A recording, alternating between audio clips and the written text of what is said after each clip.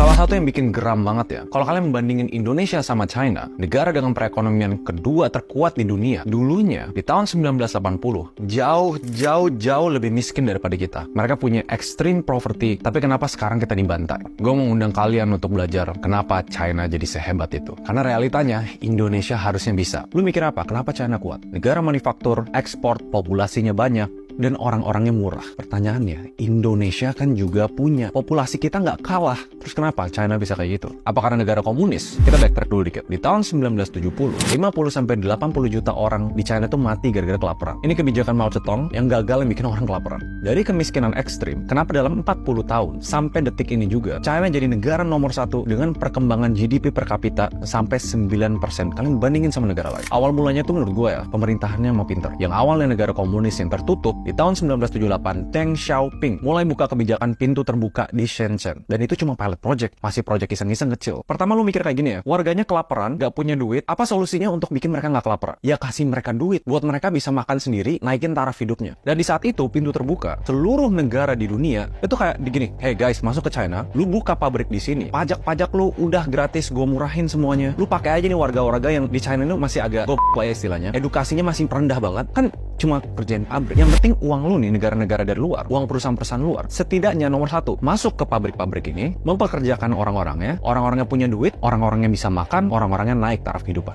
Dengan Chinese Economic Reform ini, Shenzhen tumbuh 13.711 kali lipat selama 40 tahun terakhir. Kelihatannya jenius, tapi at the same time, negaranya nggak masalah memperbudak warganya untuk negara lain. Tapi apa iya berhenti dari sana? Ngebuka kaki, negara luar masuk, dan duitnya ngalir, udah habis itu ngembang tuh negara. No, China itu sangat amat pintar di investmentnya. Uang yang masuk ke warga terus spending, dapat pajak. Ini ada hubungannya sama savings rate dari GDP. Berapa banyak uang yang mereka simpan untuk mereka investasiin untuk ngembangin negara. Tapi lo harus ngerti sesuatu dulu nih. Savings tinggi belum tentu bagus untuk warganya. Misalnya, beberapa negara uangnya diputar lagi buat subsidi, sembako. Dan China, savings rate itu kedua terbesar di dunia. Cuma setelah Singapura. Investment mereka, dan gue nggak tahu ya, ini otaknya mungkin udah maju duluan ya. Ditaruh ke infrastruktur, teknologi, dan edukasi. Kita yang paling simpel aja deh. Kalau teknologi semua orang tahu. Ya udah datengin aja semua teknologi negara maju yang paling canggih bawa ke China. Bayar duit, bakar duit, biar China orang-orangnya makin pintar, makin bisa maju. Yang kedua, edukasi. China punya basic education nomor 1 di dunia. Ini SD sampai SMP ya. Jadi kalau ada yang bilang sekolah itu scam, lihat China. Kenapa di sana orang-orangnya ambis banget, orang tua pengen anaknya tuh juara terus, belajar terus. Mereka ngebangun karakter juga. Ditambah guru-guru, misalnya kayak bule-bule yang ngajarin Inggris di sana itu gajinya bisa sampai puluhan juta rupiah setiap bulan. Yes, mereka make a bet untuk naikin edukasi dari tahap paling basic. Nah, cuma gini, kalian kalau udah ngikutin ceritanya ada yang aneh nih. China nggak buka